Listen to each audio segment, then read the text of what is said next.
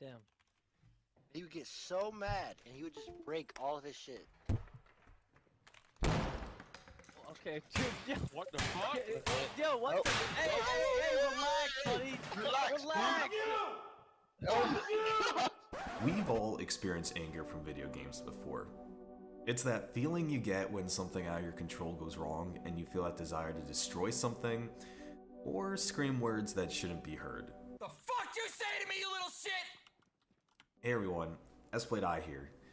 As you all know, I'm pursuing esports, starting with zero talent and zero skill, and my game of choice is Fortnite.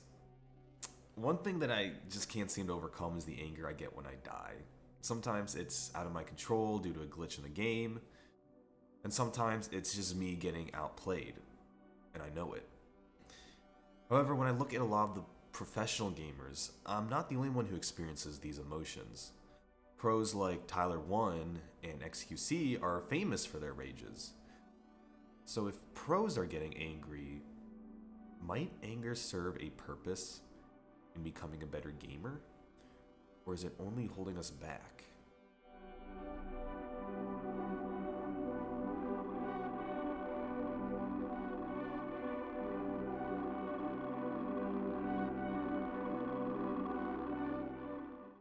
Before we could dive deep into this question, let's spend some time understanding exactly what anger is.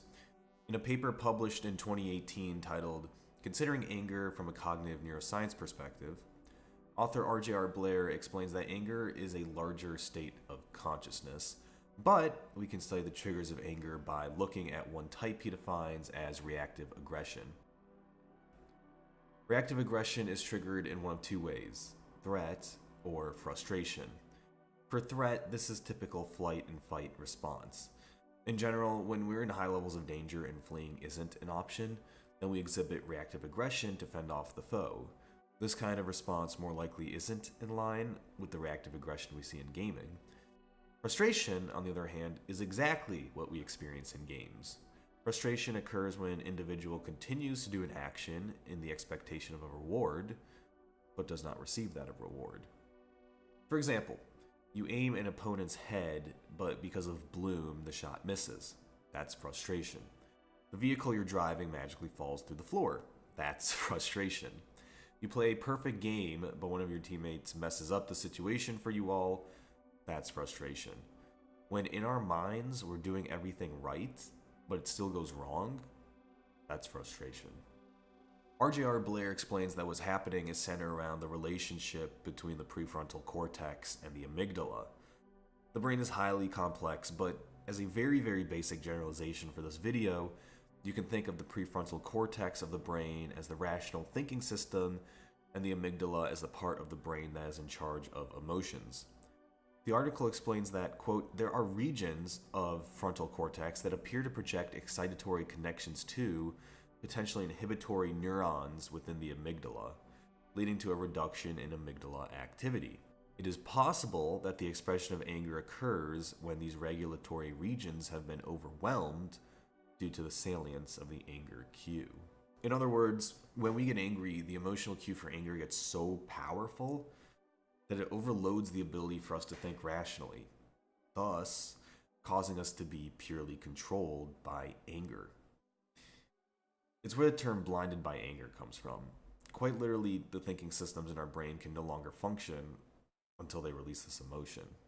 Hence, the release. Get this shit off me! Ah! Ah! Get this beta shit off me! Ah! Ah!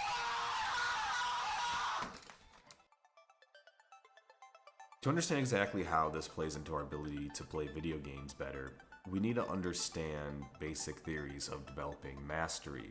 In other words, how is it that certain players are able to achieve such high level of skill in video games? In general, developing mastery comes down to the following simple steps. 1. Understanding. Understanding the game better than anyone else. When you listen to pros, they're often able to articulate the game better than anyone else, mainly because they have a high level of understanding on what's going on. 2. Doing the small, menial tasks over and over again to perfect what you understand. Pros are often not just able to articulate what should be done when playing a video game, but also can do it on the spot. And the final step is, of course, achieving, which includes repeating steps 1 and 2 continuously for eternity.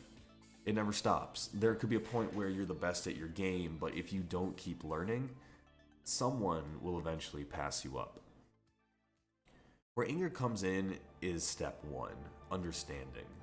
Frustration being triggered when we expect a reward, but we don't receive it, is a clear indication that we simply don't understand the game as much as we think we do.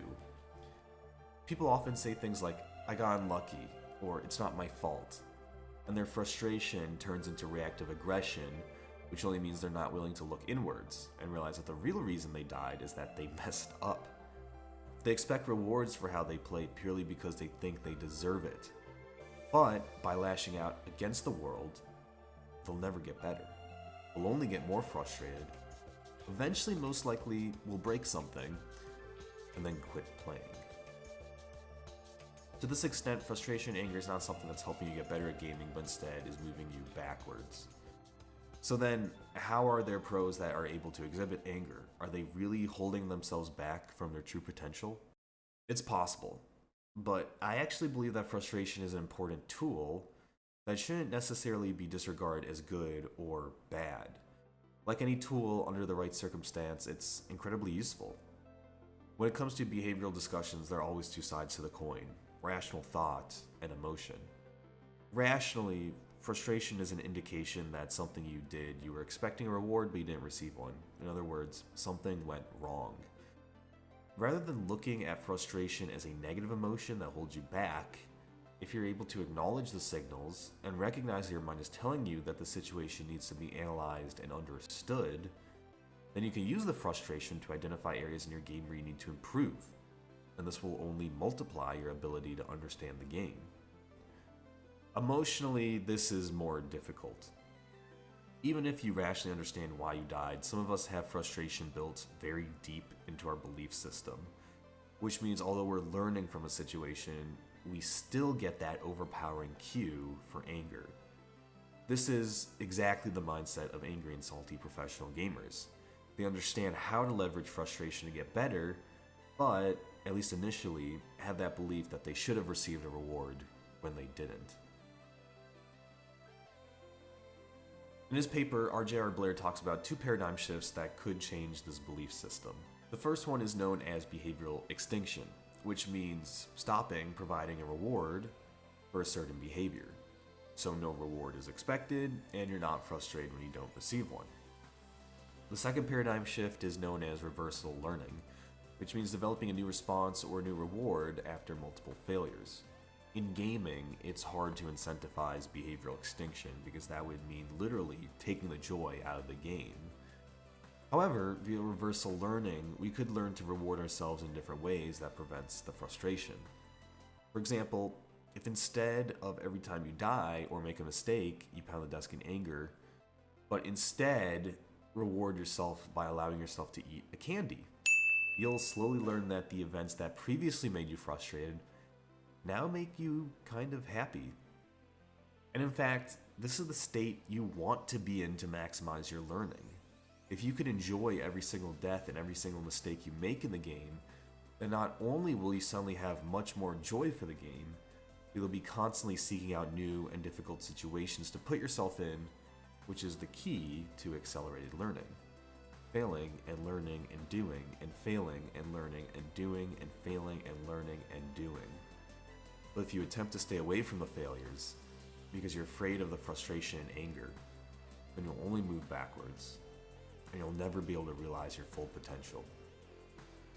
In conclusion, it starts with the simple ability to recognize that frustration is a sign your mind is telling you that you still have more you need to understand.